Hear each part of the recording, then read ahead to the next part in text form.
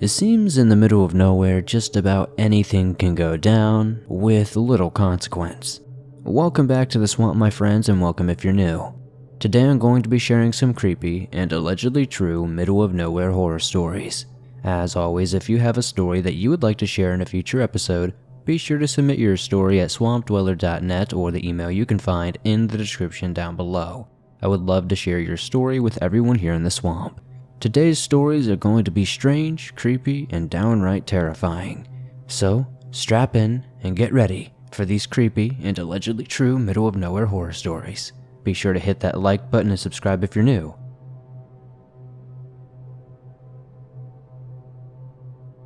Before starting, I must give some background. I live in an area in Saskatchewan, on a reservation, with my best friend. I was visiting a friend until late 1:30 a.m. when we started to walk home. We had to walk to a T road roughly 5 minutes from our friend's.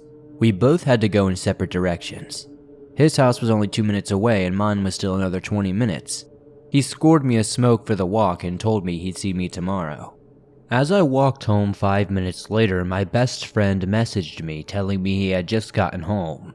Then he called me, so I answered because I felt something was behind me. I told my friend immediately on the phone. He said not to run, so I didn't. Walking down the road, I heard a loud screech like some sort of person calling for help. It said my name, and my heart stopped because it sounded exactly like my late auntie who passed away a year before this incident. My friend yelled at me over the phone to run and not look behind me, but I didn't listen. So I looked behind me and saw a tall beast with antlers roughly 100 to 150 yards behind me.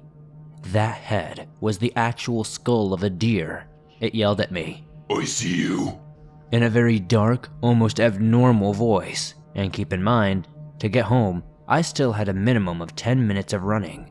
So I turned and bolted as fast as I ever ran because I thought I was going to die. And luckily enough, I had my friend on the phone and screamed to him to call my grandfather to bring the truck and rifle to the bottom of the road. And as I was running, I felt as if this thing was 3 times faster than me. As I got closer, the screams of whatever was chasing me sounded more distant, but I was still too frightened to stop running. Still, as I got closer to him, I heard my dog, so I started calling out for him, and he came to me. At the same time, I collapsed and passed out, and maybe 5 hours later, I awoke in the ER, had a bandage over my shoulder, and asked why I was there. Hence, they showed me pictures of when I got brought in by my grandfather. I had a huge scar, almost like 4 claws, but too far apart to be a bear. My grandfather told me that my dog was bitten once and hurt almost like it was protecting me. At the same time, I was unconscious at the approach of my road. Ever since, my dog has never left my side. He even has a hard time when I go to school. But that is the story of my, what I believe to be, Wendigo encounter. You don't need to believe me, but ever since I have been way too afraid to be left alone without a friend and my dog. And if you want to know my dog's name, his name is Bear. He is a whole breed, black German Shepherd.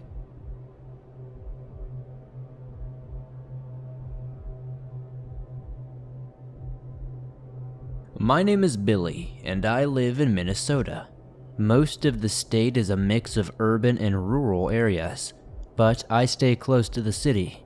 This story being one of the reasons. This story doesn't have any ghosts or ghouls, but it does have a genuinely terrifying experience that has stuck with me. I used to be a canvasser for a local broadcasting company. I would go with my team to different towns and ask for donations for the company. Some towns would be in suburban areas and others would take us far into the countryside. One day when we were out in the middle of nowhere, each sent on our respective routes, I came across a white painted house that immediately sent chills down my spine. The paint was chipping and hadn't been tended to in years. It wasn't nothing compared to the yard, though. Inside the tiny wire fence area, vines and weeds grate at least 5 feet tall. We were all instructed that if the gate wasn't locked, we could open it and go in. But standing at a stout 5'6" meant the irritating plants would be smacking me in the face. Still, I'd rather be honest and say I went in and tried than lie and risk reprimanding. Thinking back, I should have just lied. I had to fight through weeds and sharp spines of plants that didn't want me there until I eventually reached the screen door. The outside windows of the patio were blocked with taped newspapers, blotting out any chance to look inside. My instinct was to run from this strange place, but I calmed my nerves and continued to go in anyways. I checked the handle to feel it was unlocked. As per my job description, I was allowed to open and enter the screen door. I wish I hadn't. I had to shove my body into the door to open it. The inside was a place of nightmares.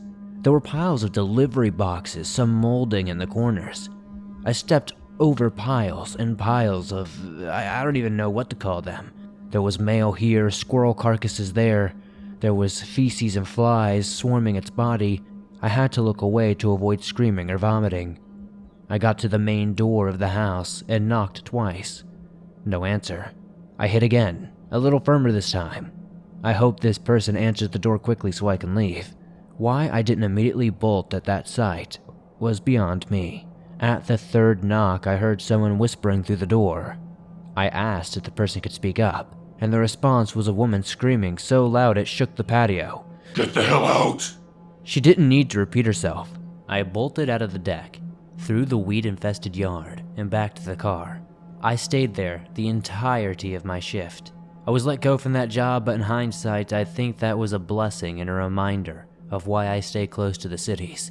Although a harrowing adventure, I hope someone out there enjoyed my nightmare.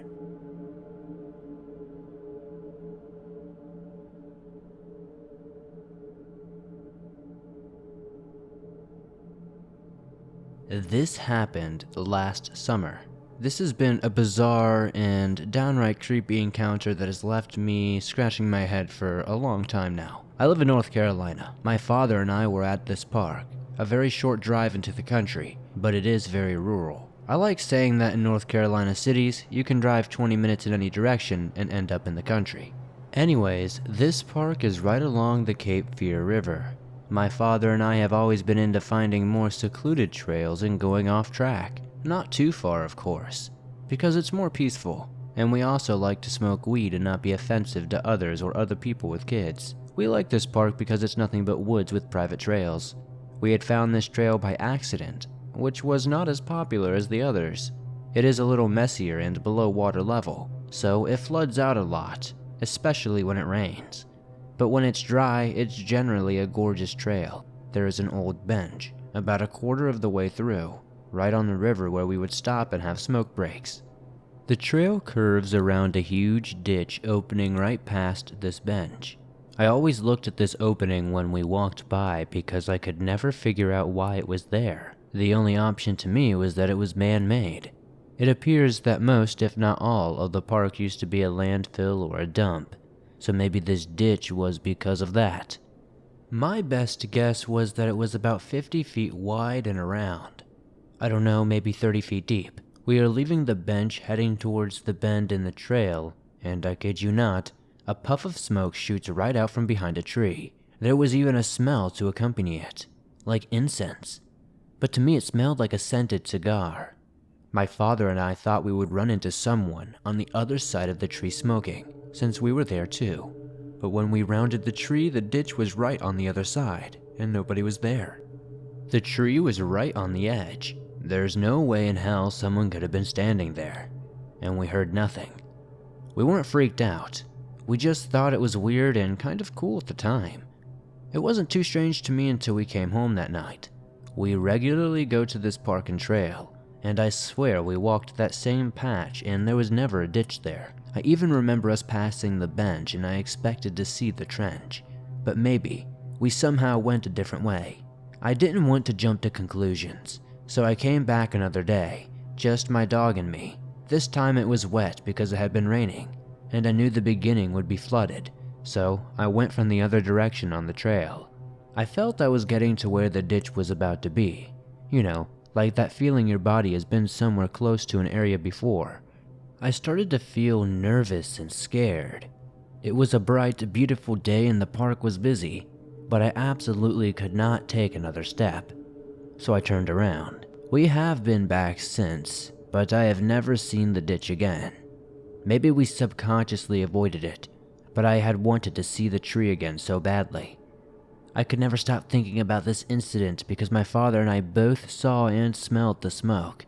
I even tried to find the trees and see if any of them naturally did this, for some plants will shoot out pollen, but it looked like a puff of smoke to both of us. I also investigated lore or something supernatural, but all I could find was either demons or fairies. The smell wasn't bad at all, and we didn't get any initial lousy feelings. We also happened to be talking about God and spirituality at the time, so maybe it was an angel. I am honestly nervous to know what it could have been. I think about this incident almost every single day and would like to know if anyone here in the swamp has any ideas. I might try and go back again soon.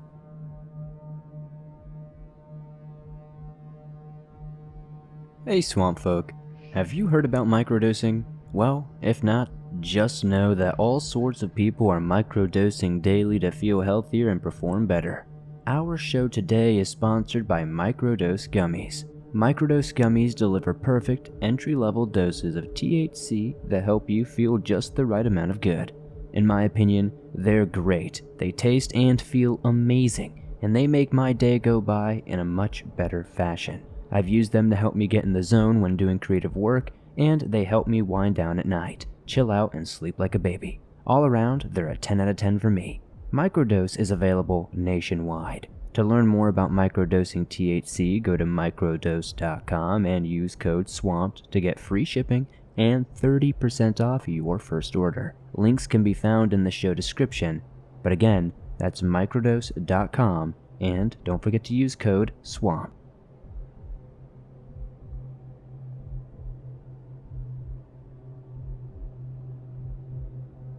Greetings, Swamp Dweller. I've got a story that's not necessarily the most terrifying, but it's very concerning and worrisome, and has got me feeling quite creeped out. So to begin, this happened back in 2015 in the mountains of North Carolina on the Blue Ridge Parkway. I can't remember the exact area we were at, but it occurred at one of the many outlooks along the parkway. At the time, my girlfriend and I took a road trip and decided to drive at night to avoid traffic and road construction delays. We made a few stops at the overlooks along the way.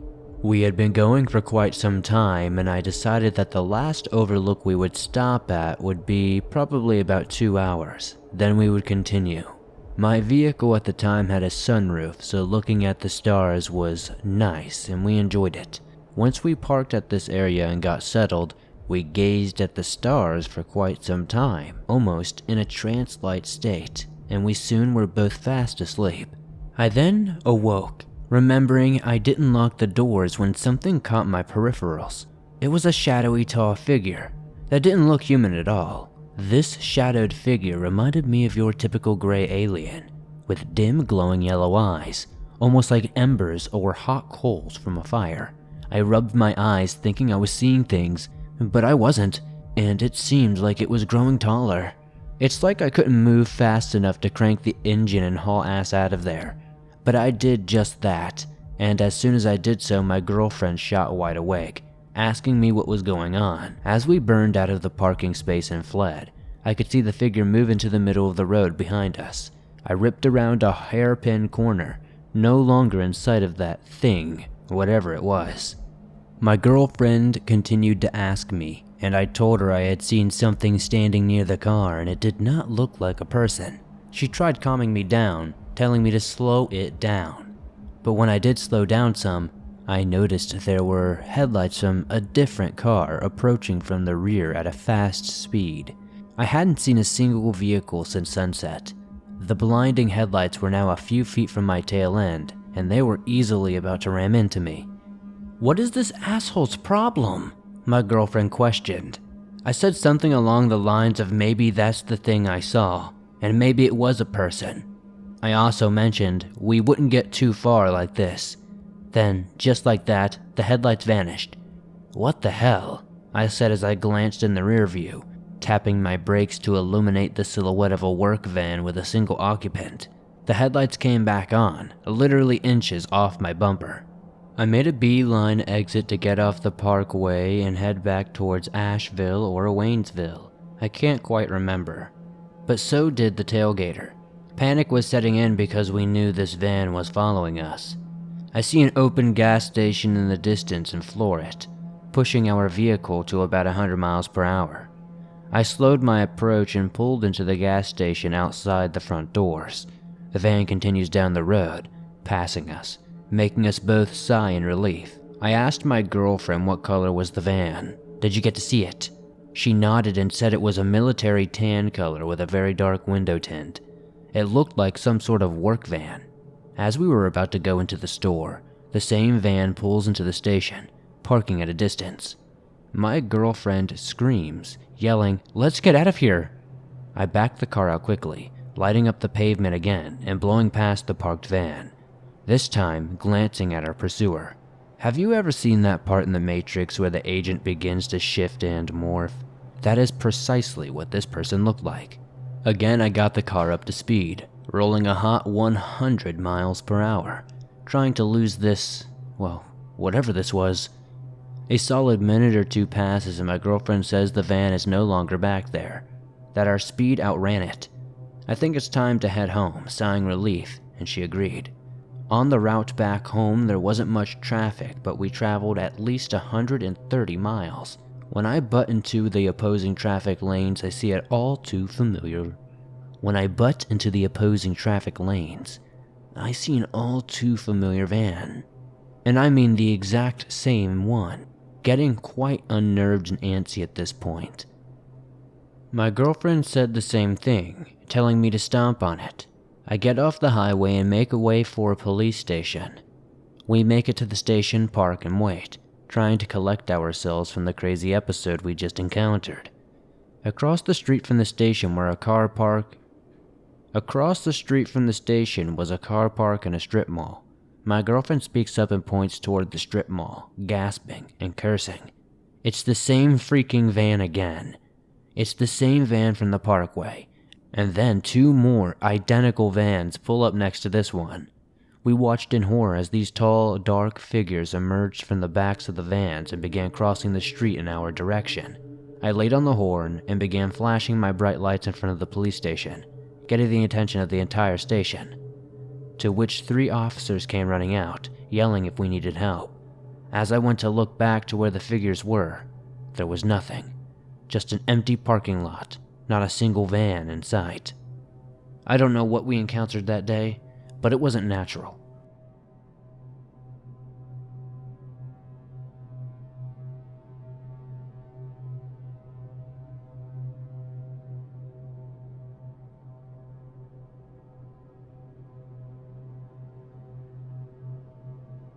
First off, I'm sorry for my bad English as it's not my first language. This story is 100% real. Here is a little bit about me. I live with my mom, dad, and younger brother with our dog in a very rural area of Bavaria in Germany. When this happened, I was about 13 years old.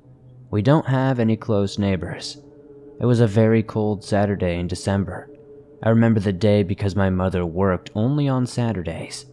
My brother, father, and I spent our afternoon watching movies. In fact, we watched one of the Narnia movies. It was close to 5 p.m. at this point, and since it was winter, it was nearly getting dark outside. The room was only lit by the TV and our fireplace. At one point, my brother looked outside the window because it started to snow heavily.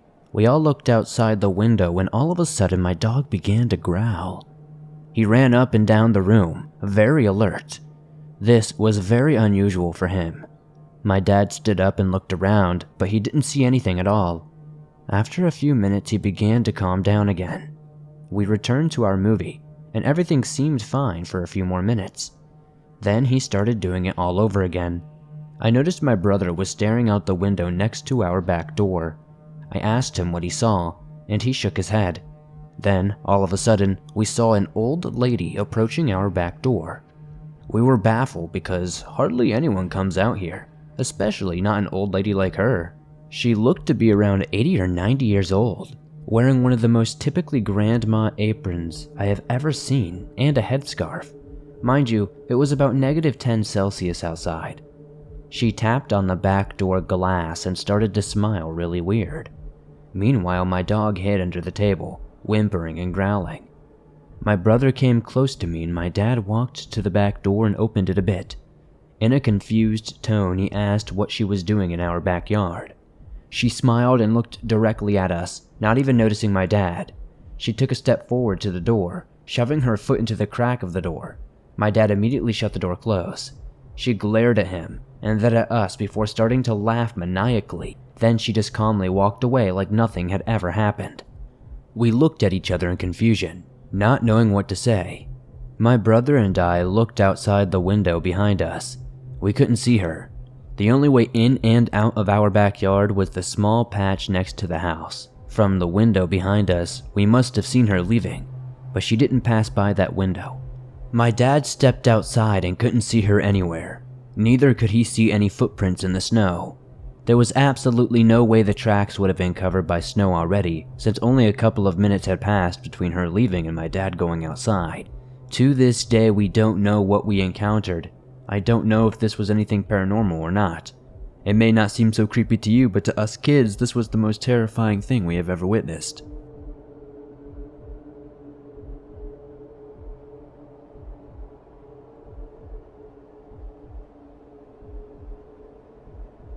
Thanks for listening to these creepy and allegedly true middle-of-nowhere horror stories. As always, if you enjoyed these stories, please be sure to hit that like button as it helps me out a ton. The more likes this episode gets on YouTube, the more they promote it, and that's incredibly helpful to the swamp. If you're listening to this on Spotify or Apple Podcast, please be sure to give us a 5-star rating over there, as it helps us grow, and it's very much appreciated. If you have a story that you would like to share in a future episode, be sure to submit your story at swampdweller.net or the email you can find in the description down below. I would love to share your story with everyone here in the swamp. It's stories like yours that truly help keep this show going on a daily basis. If you're on the go, but don't have YouTube Premium but still want to download your favorite Swamp Dweller scary stories no matter where you're going, you can download them absolutely free from Apple Podcast, Spotify, Stitcher Radio, and just about anywhere else you find your favorite podcast online. If you would like to support the swamp outside of that, come join me on Twitch. I stream over there multiple times a week. Currently, I'm playing a scary game called The Quarry. Come follow me so you don't miss a single episode. Don't forget to join me on Twitter, Instagram, and Facebook for behind-the-scenes updates. And I'll see you all soon with another creepy episode.